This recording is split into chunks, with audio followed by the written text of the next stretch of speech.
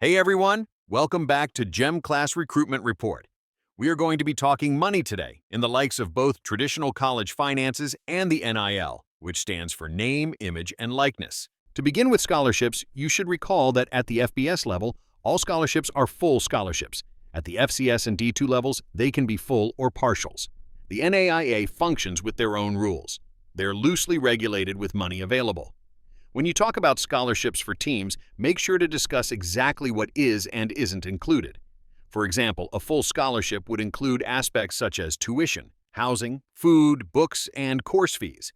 Teams are permitted to provide up to the full cost of attendance, which is what the university submits as a total cost of attending, including transportation. As a reminder, just because schools are permitted to provide X amount may not mean it's within their budget. Another aspect to know about is Alston money.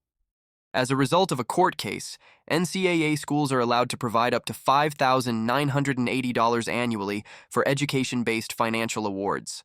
Some schools tie this to academic performance, attendance, and maintaining above a 2.5 GPA. This can end up being a significant amount over a career, so it's worth mentioning to schools to determine exactly what they are able to do. Academic scholarships are more common than you may think. Always do your absolute best in the classroom. There are also a multitude of other types of scholarships you can apply to. Check your target school's websites for examples.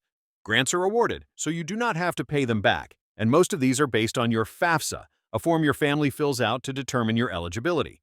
Loans are similar, but of course do require repayment, unless of course the federal government ends up wiping them out. Many Division II and Division III schools are very good at helping put together a package in order to help you cover costs. If they want you on their team, they will do all they can to help. Now, about NIL. As you may be aware, in the summer of 2021, new legislation went into effect stating that for the first time, NCAA athletes can profit off of their NIL. This opened up opportunities from selling autographs to being on national commercials and endorsing products. It was designed to allow the market to set the value for athletes and them to make money accordingly. In many cases, this happened, but in others, it became pay-for-play with boosters fronting large sums of money for minimal marketing return, other than the athlete choosing that school. The first thing to know is that NIL opportunities vary wildly. The huge numbers you see exist in some cases, but are few.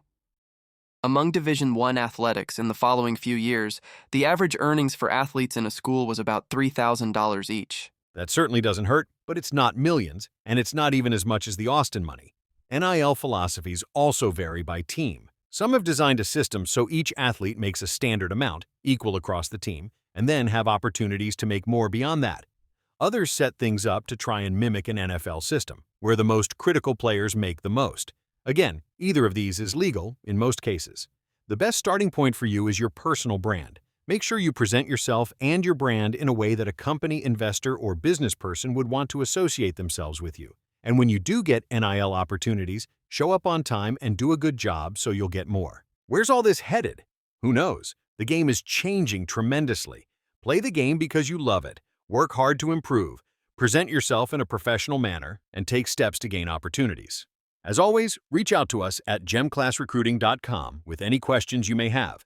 We hope you took some valuable information from this episode, and we thank you for tuning in. Join us next time for a look at the inner workings of collegiate coaching staffs. Have a great rest of your day.